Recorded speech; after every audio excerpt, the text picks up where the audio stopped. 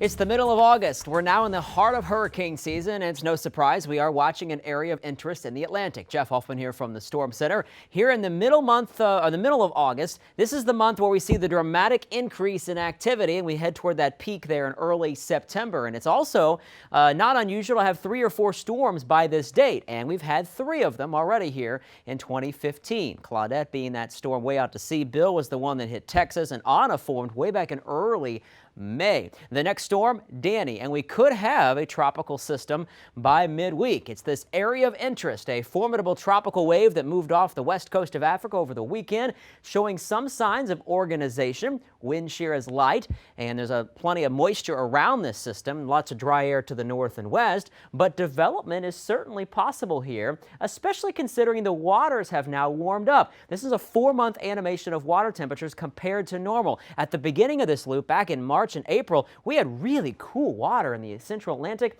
and only as recently as last week or so have the waters significantly warmed there in the central and western part of the Atlantic. So development seems plausible here with NVES 96 as it moves on to the north and to the west. Here are the projected model lines, and you can see it could be approaching the Leeward Islands by the end of the week. But hold on, we've got some complications here, a big hurdle to jump, and that's this dry air you see on the water vapor loop, and all kinds of wind shear coming at us as well. Remember, we have an El Nino, and this creates a graveyard of sorts for tropical systems to develop. So even if NVES 96 were to make it into the Caribbean, likely it would once again fall apart because of the wind shear. Nonetheless, future tracks showing this area of spin developing and potentially moving into the central Atlantic. I'll be watching it closely over the coming days.